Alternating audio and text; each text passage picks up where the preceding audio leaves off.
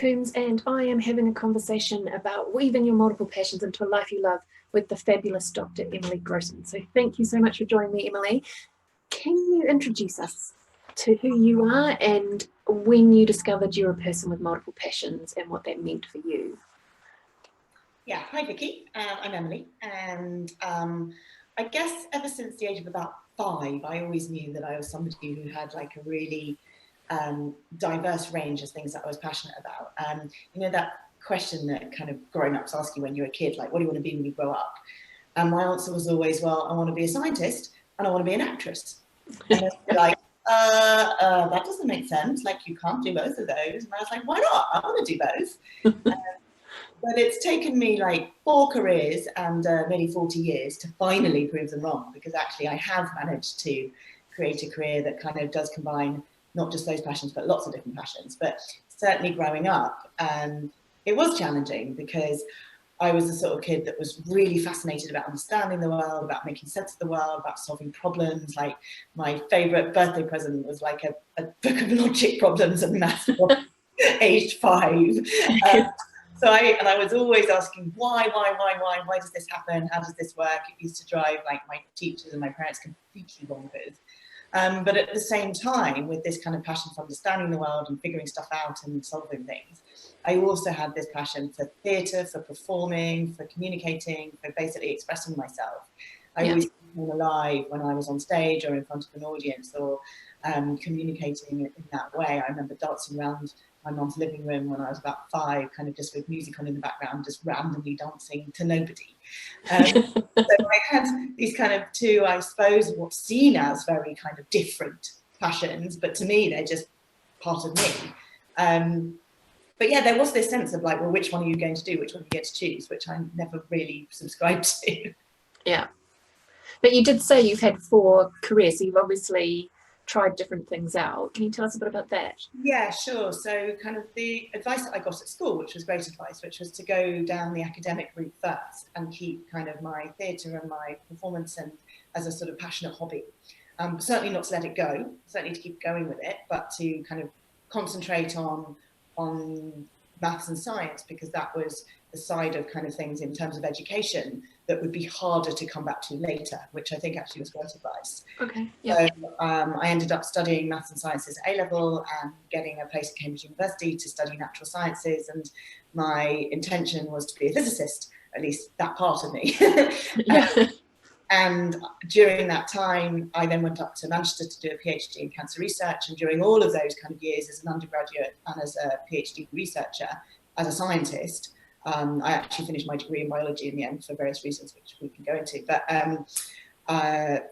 during all that time, I was constantly involved in plays and musicals and choirs and drama productions and anything that I could get my hands on. I think I did about 9 different productions during my undergraduate years, and at least the same again during my 4 years in Manchester doing my PhD. So I kind of very much kept going with both. And then when I finished my PhD, I decided to pursue the theatre side of what I love doing, and I went to drama school. And I trained as an actress and singer in musical theatre for a year at Guildford School of Acting, and then spent the next 8 years working as a professional actress, singer, performer, kind of across London and across the country. So I sort of switched focus, but during that time, quite quickly into my sort of years as an actor, as a performer, I started to actually make my living in between acting jobs when there was little work, or when I was kind of resting, as they call it, out of work and getting between knockbacks constantly. I started to make my living as a maths and science teacher, and working as a teacher in 2 schools in London part-time, but also working as a private maths and science tutor, tutoring maths and science GCSEs and A-levels to kids basically all around London. And it's then that I sort of remembered, I guess, how much I missed that part of myself. Yes, there's analytical skills that I could use as an actor, definitely, in terms of analysing scripts, and the sort of self-promotion and the tenacity and the resilience that I learned as a scientist actually really did help as an actor. But I really did miss that sort of part of my brain that really loved solving problems and making sense of the world. And it turned out was really good at actually helping others to make sense of the world and explaining it to other people. So I had a kind of 8-year period with this sort of double life, but with the focus shifted slightly the other way to performance. And so that was sort of, I guess, careers number 2 and 3. And then I had a period of time in my early 30s where, quite frankly, I'd sort of burnt out. Like, I'd worked really hard as an actor, really trying to get jobs and promote myself. I hadn't really felt like I'd had the success that I wanted to have. I felt like I'd had some great jobs, but it was a really challenging lifestyle. I felt like I didn't really fit into that world. I hadn't really fitted in as a scientist, as a research scientist fully. And I didn't really see myself sort of forever as a classroom teacher or as a tutor. So I had quite a difficult period of time for several years, really, where, quite honestly, I sort of had a bit of a breakdown. I'd kind of burnt out, pushed myself too hard, didn't really know who I was or what I wanted, felt like a bit of a square peg in a round hole and hadn't really fitted into any of the boxes that I tried to put myself into. And I just had to spend some time really looking after my mental health, my spiritual health, my physical health, my emotional health. Getting a lot of support, friends, family, therapists, mentors.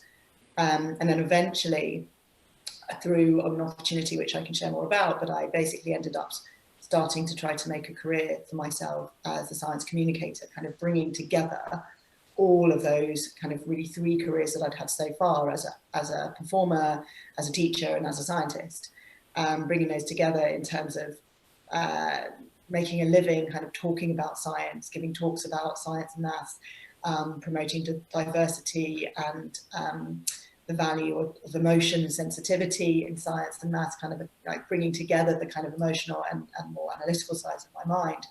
And also working as a science expert on various different TV and radio shows, writing books and articles about science, and also more and more these days working as a trainer, as a workshop leader, facilitating and supporting others to be able to communicate clearly and engagingly and with confidence about who they are and what they do, particularly in sort of more analytical and traditionally male-dominated fields. Yeah, and I mean, my experience as a workshop leader is there's an element of performance in that anyway, right? Certainly, I'm always up for doing a bit of role play. So, so how do you? I kind of feel like now, though, I sort of get to play myself every day, which is so I sort of get to be authentically me. Not that I didn't authentic when I was an actor. I remember someone saying to me once, why do you do a job where you pretend every day? And I was like, no, you don't understand. It's only really when I'm playing a character, when I'm playing a role, that I really feel alive, that I really feel I can be myself. But whereas now, I really do feel that I get to kind of play myself on a daily basis and actually be authentically me. And it feels so much more integrated and wonderful to be able to do it that way.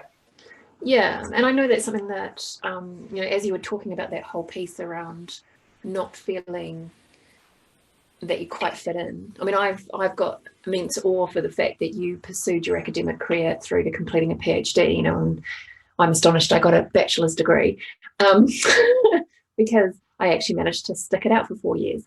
And I've done all sorts of other qualifications, but never that kind of dedication to something. Anyone that does a PhD has got my awe, but certainly those of us with multiple passions, which are constantly having that draw card of the shiny other thing that's floating around.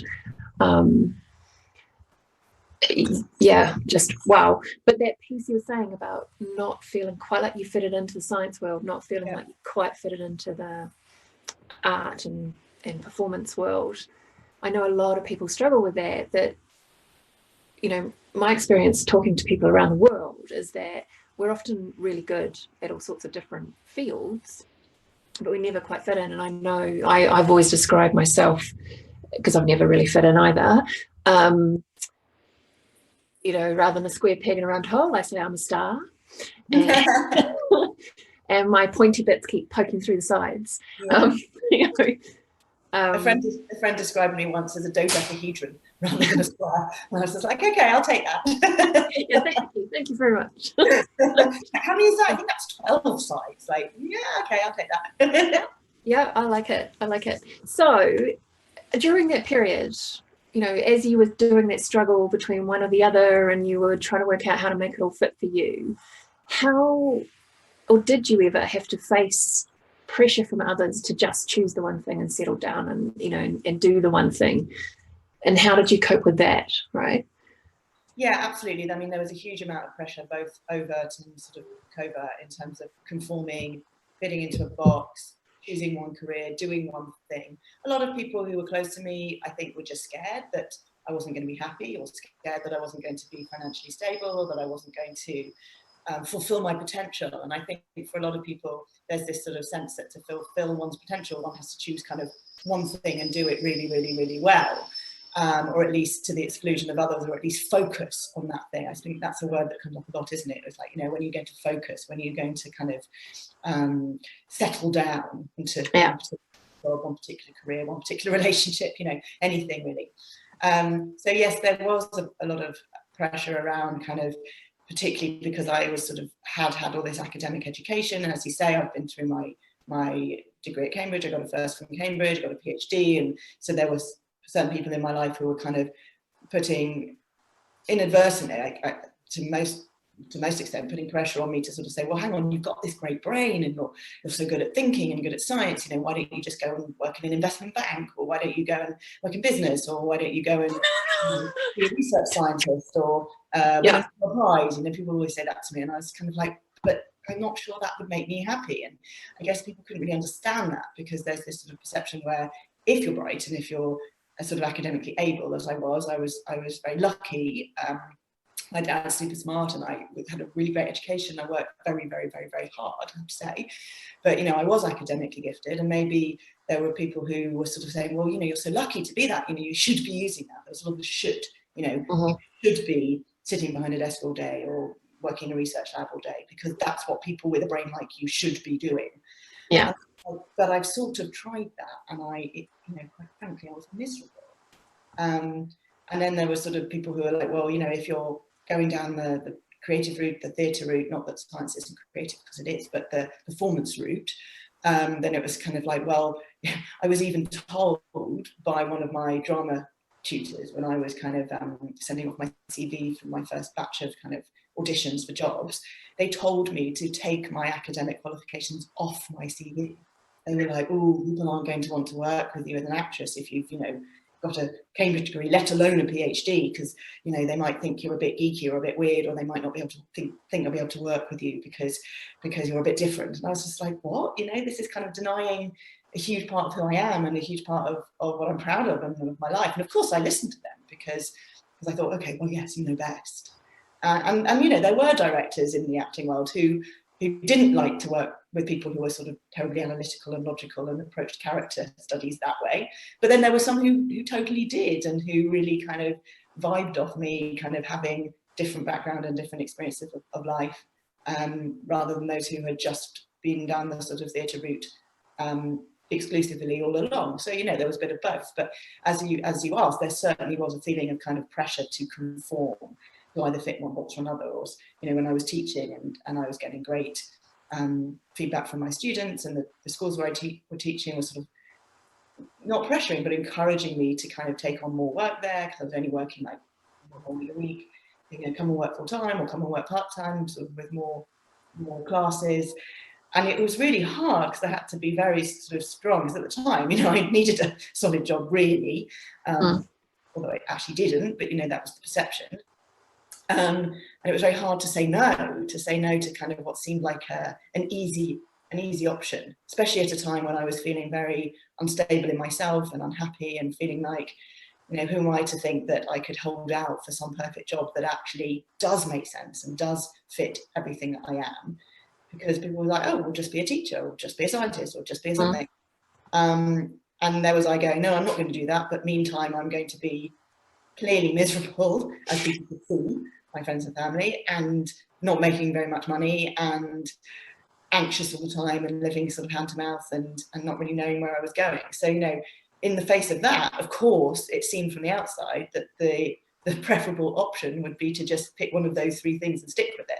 But I knew inside, I knew deep down that, yes, that would work and on a short-term basis, but it wouldn't make me happy, and it hadn't made me happy. But given that I couldn't give them another option to say, okay, well, I'm not going to do that, but I'm going to be in 7 years' time, a TV broadcaster, science communicator, public speaker, and sort of international figure in gender equality and diversity in science. I had no idea that that was possible. And if anyone had asked me if that's what I thought I'd end up doing, I thought, not in a million years. Because, you know, how does one get to do that? That's not a job. You know? Yeah.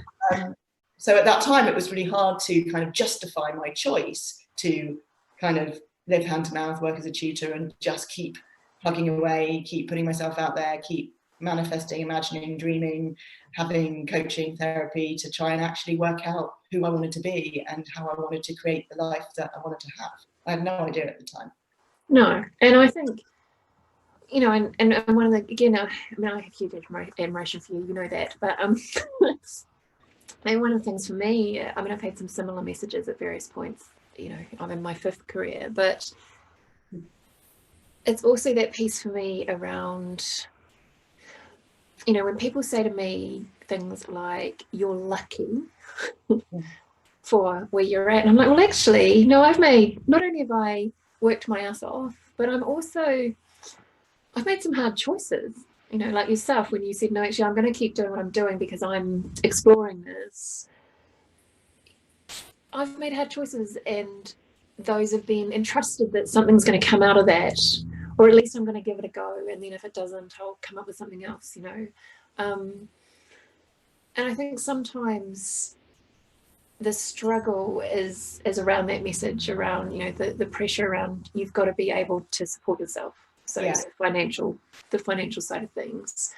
And also that piece you were saying around when you moved into performance, and they're like, oh, don't put your academic stuff on. Yeah. I know there's a really strong feeling amongst a lot of hummingbirds around the world that they're never going to be recognized for all that they bring or could offer, right? That they have to only show this piece, or they have to only show that piece. And what I love about where you're at now and where you're kind of going is that you've started weaving that into a thing that is, as you said, if someone said 7, 8, 10 years ago what you're going to be as a science communicator and what that will look like is this, you would have gone, what? You know, no idea. Whereas now, no idea how to get there. Yeah, and you're, in many respects, you're kind of also leading the way in how to bring these two things together and create something that not only is really powerful and doing some amazing work in the world, but also for me, you're someone I say to people, look, Emily has taken all of this kind of stuff and she has created this career, taken opportunities when they're presented to her, and it's growing this career, you know. So when you think about, when you're positioning yourself now that you're in this space where you have got experience of weaving this stuff together and putting yourself out there as a broadcaster and public speaker and, you know, global influencer across diversity, how do you, or do you even need to anymore, consider how you get recognized, valued and rewarded for what you're bringing to people? I guess now, these days, I just keep going with what feels aligned and what feels right and what fits with my values. And I do feel lucky. I mean, I know you spoke about people saying, oh, you're so lucky. And I completely agree with what you say. It's like, there's serendipity, there's like being in the right place at the right time, having opportunities. And clearly, you know, I've had a great background, education, upbringing. I've been very privileged in that sense. But I also think it's really important. One of my sort of favorite kind of mottos or phrases is fortune favors the prepared mind. And actually, for every opportunity that's come along, there's been several dozen that haven't worked out, or that I've moved towards and that have gone wrong, or I'm constantly sowing seeds. That's the way I see it. I'm constantly sowing seeds. You know, every time I go to an event, or I speak in a school, or I speak at a corporate event, you know, I'm constantly networking, giving out business cards, flyers for what I do. I'm constantly following up on opportunities, like creatively thinking about possible other opportunities. I'm constantly updating my website, putting myself on Twitter, on LinkedIn, putting myself out there. And it took a lot of time it's been about 6.5 years now that I've been kind of trying to create from scratch this kind of portfolio career that I now have as a science communicator, which people always say, what does that actually mean? Lots of things, but there's just new opportunities all the time. But these are all coming from probably hundreds of opportunities that I've sort of pitched for or looked for or put myself out there for that don't happen, whether it's just being open on Facebook and talking about what I do on my public Facebook wall or on my feed, or whether it's sharing my experiences of doing this, that, or the other. I'm constantly not, I wouldn't say seeking work, but constantly putting myself out there and letting people know who I am and what I do. And then increasingly over the years, at the beginning, I was having to take every opportunity that came my way, paid, unpaid, whatever. But now increasingly more and more stuff feels aligned and it's kind of fitting in with my values. And then I can actually say, yeah, I want to do that. And, you know, even if there isn't any financial reward in this kind of project, and then I can do that. And I can do things that might not have been possible before, based on what feels right. And I think I feel very privileged to have been in this position, but I do feel, as you said, that it takes a lot of hard work and it doesn't just kind of magically fall onto you. I mean, people often say that about famous actors and actresses. They say like, oh wow, they just got their big break when they were sort of 40 or whatever. And it's like, well, no, they often spent 20 years kind of like dressed as a chicken on the street. Yeah. Kentucky Fried Chicken or whatever it was. And doing tiny little jobs and playing the maid in a big production, or like just plugging away. So I absolutely feel that is what has happened, and that now I'm kind of in a better position to be able to kind of reap the rewards in a way.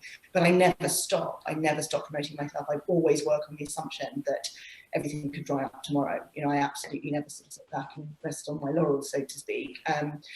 I do something most days that challenges me, or that kind of makes me kind of step up a step further. And I was always sort of told, you know, just say yes. And there was a time in my life where I kind of couldn't say yes to anything because I was sort of so lost myself. But my motto has now become say yes, panic later. Because things come along where I'm like, what? You want me to do that? Like, I can't do that. Okay. Yeah, fine, I can do that. I put down the phone and go, oh my God, help, how am I going to do this?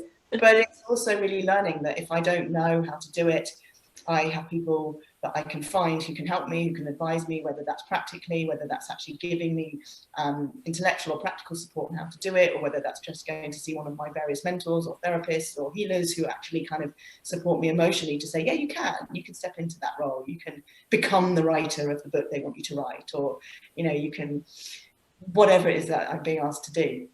So yeah, I mean, it does feel great to be doing something that feels so aligned. And it's relatively easy now to kind of make those choices as to what fits.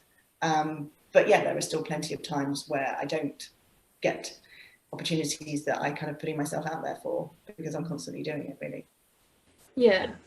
And there's a strength as well, I think, that, like you, because you said, you know, really early in this kind of creating of the science communicator, you basically took whatever.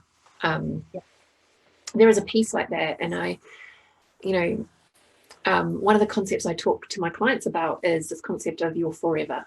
You know, my forever is 2 years. So if I can, and certainly when I started my business, one of the challenges I had was, well, I'm starting a business, you know, I'm not just going to do that for 18 months and then, you know, so how do I create a business that I will continually be interested in growing and challenged in, so that I, you know, I kind of morph it as it needs to be, and how do I make sure it's adaptable so that as my interests and skill sets and stuff morph, so can my business. You know, I had to do a lot of conscious thinking about that before I even kind of kicked it off. And there are still challenges, but I talk to my clients about this concept of the forever. But there's also a strength for me in that, of not only with your forever, knowing to challenge yourself around, if I'm taking up an opportunity or it's a new thing to me and I'm excited about that new thing, I know roughly it's my level of passion and excitement will last between 18 months to 2 years, and what happens then, right? So what I've now started challenging my clients around is, well, what's your forever plus 1 year? You know, how do you stretch that? Because it doesn't have, it's not fixed in stone, right? But but there's also power in being able to say no. And I think that's one of the challenges that hummingbirds often have, is we get really excited by the new shiny thing that's showing up, right? Yeah. And we're focused on something, we're going down this path, we know what we're doing, we're really enjoying it, and this shiny thing comes along, and we're like, ooh, easily distracted. And it's going, and I loved what you were saying about alignment, because that for me is what it is. It's around going, it's a really shiny thing, it's really interesting, but actually, does it align? Does it align with my values? Does it align with my patterns? Does it align with the vision of where I'm wanting my life to go? And I keep that conceptual. I'm never, in 5 years, I'm going to be living here and doing, it's kind of, I'd like my life to feel like this. Exactly. I think that's helpful for me, because I've never really tended to live by sort of 2-year, 5-year, 10-year plans. I'm very much a sort of living in the present kind of person. I find it actually really hard to plan anything beyond kind of maybe the next 6 months, and a year at the most. I find it very hard to look beyond that. Probably a year is kind of my limit. And I've often seen that as a problem. I've often seen that as a challenge for myself, is that actually it's really hard for me to have bigger picture plans and bigger goals. But and sometimes I've sort of worked on methods to actually get better at looking further ahead. But actually, it on a day-to-day basis, it really works for me, because it means that I'm constantly making decisions that just feel good and feel right and feel aligned to who I am right now. And the more I let myself do that, and the more I trust that, as you say, if it feels right, that I trust myself to kind of complete it and to go through with it, because it will be aligned to what I want to do. And I am constantly being distracted by the other shiny objects. Absolutely, that's a total feature of my life. But getting better at saying no, getting better at noticing when actually, you know what, that feels fun and exciting, but it doesn't really fit with my my total kind of grounded alignment of what I actually want to be in the world and who I am in the world. And it's actually just a bit distracting, because sometimes I like to keep busy, and I'm just like, oh, fill it with this, that and the other. And I've really learned to stop doing that. And I've also learned to know that it's okay to say no, and it's okay to stop. One of the, again, another quote that I sort of try to live by, which is something I've had heard many years ago when I was much younger. It's actually a Bible quote. I'm not religious, but it's whatever thy hand findeth to do, do it with thy might. So my kind of motto has always been, well, whatever I'm doing at any one time, I'll give it my all.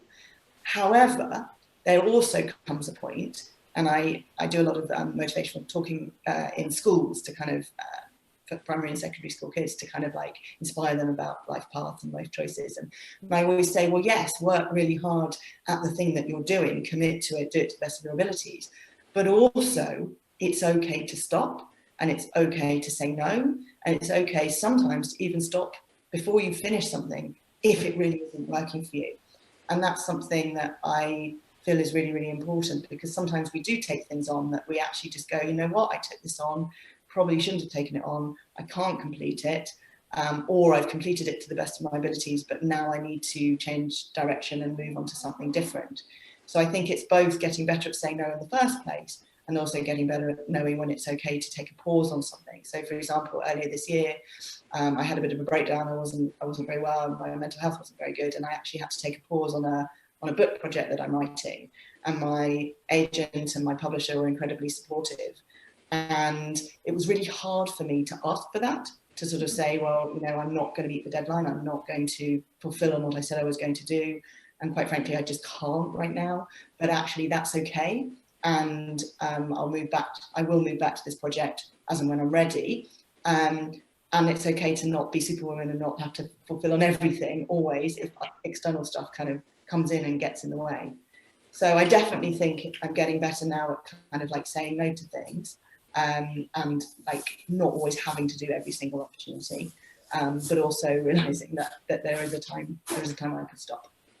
Yeah, and it's also, one of the other things that I explore with people is, where are you at when you've got it, right? And so for me, when I look at my consulting practice, I learned really early on, well, relatively early on, I had to test it a few times, obviously, so projects, generally they're they've kind of got this piece at the beginning, which is all around what is the problem, you know, how might we solve it, etc., etc. Then there's all this kind of innovative problem solving type thing. Then there's a lot of design. Then there's the kind of build of the whatever solution you're going to do and testing that out. And then there's the, this is what we're going to go with, launch and implement. And I learned really relatively early on, although I have made myself do other things, that actually the joy for me in any of these pieces of work is in that first 2/3. It's what is the, you know, it's looking at the complexity of the issue. It's looking at how might we solve this. It's that innovation and design and trying a few things out. Like I quite enjoy that, trying different things out and seeing what feedback you get and doing a bit of getting to the point where you're like, actually, this is the thing that we're going to launch.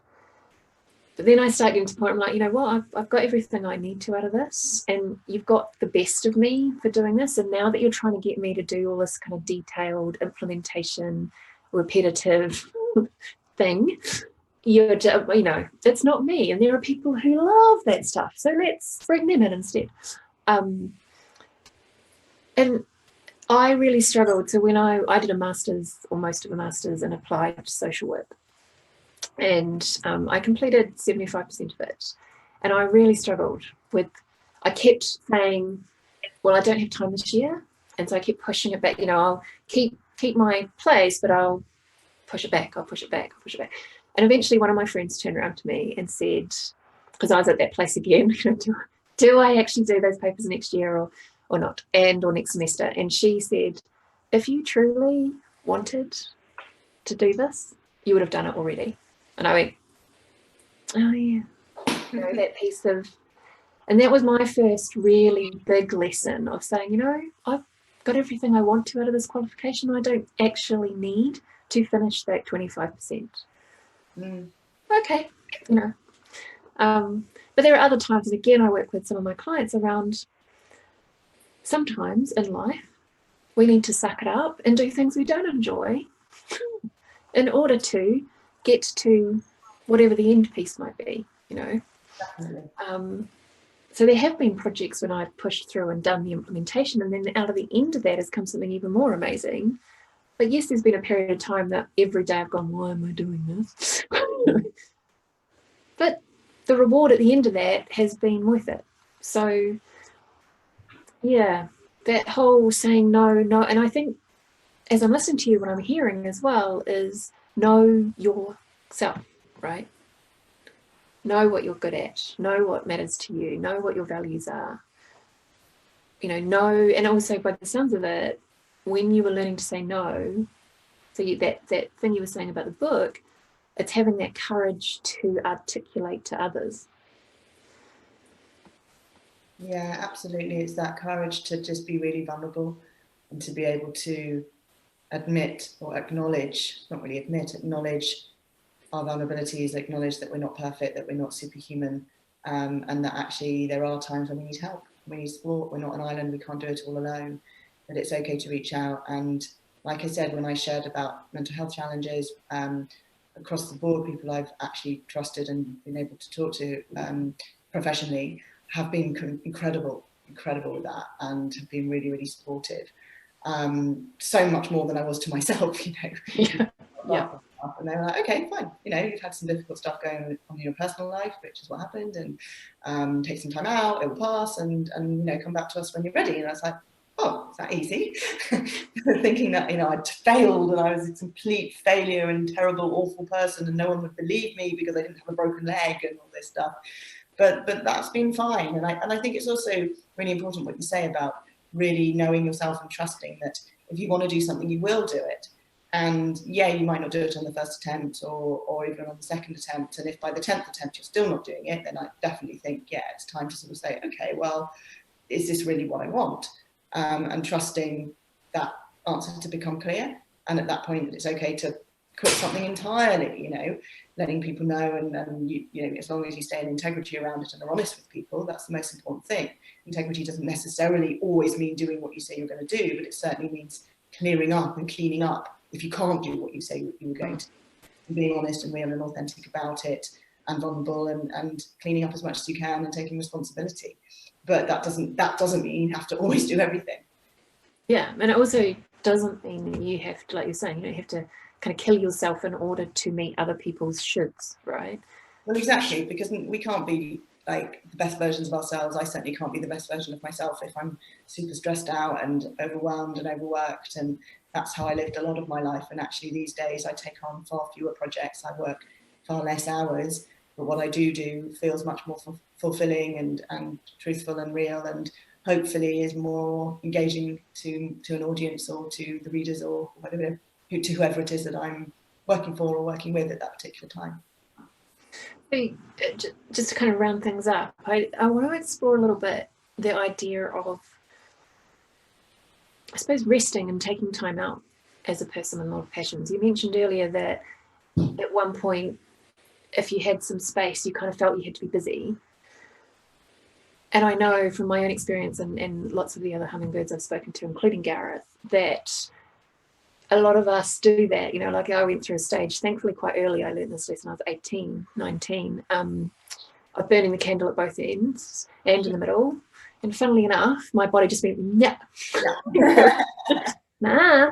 And so at that point was when I really had that lesson, really sharp lesson of you cannot physically do this. But I still at times, even now, will find myself exhausted and suddenly think, hold on a second, when was the last time I honoured myself and took time out, you know?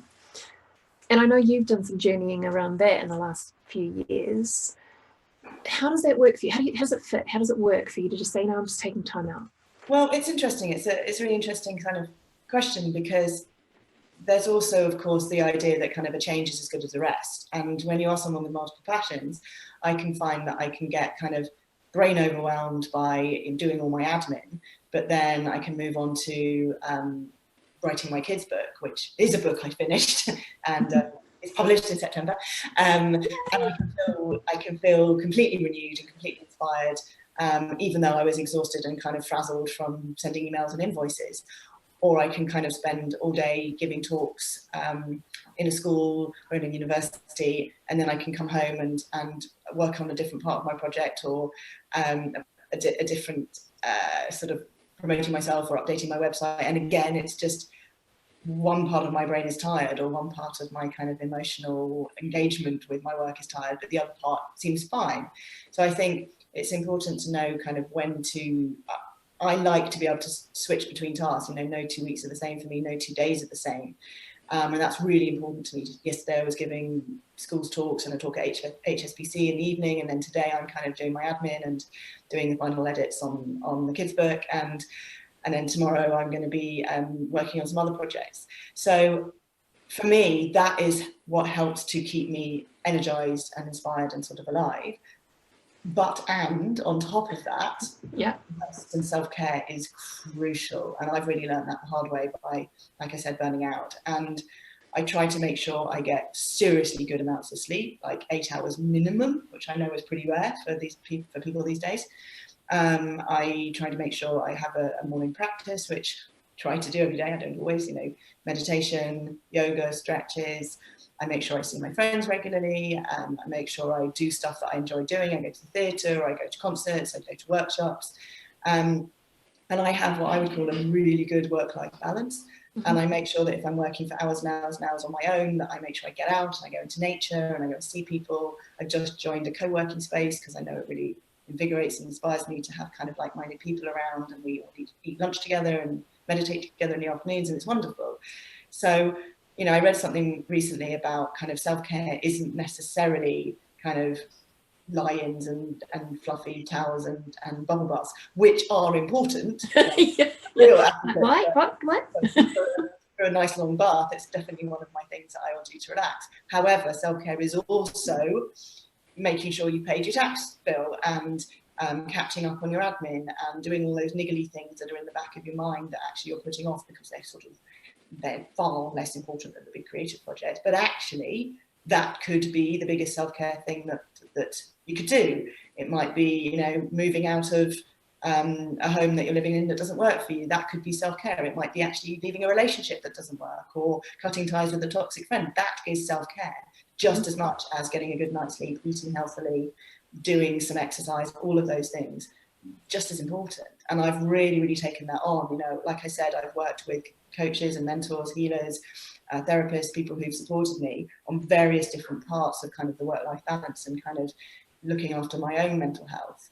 And it's the best thing I've ever done, which is to really try and get that balance. And I don't always get it, you know, I absolutely don't. And I have periods of overwhelm and periods of shutdown and then periods of focus and creativity and energy and vitality.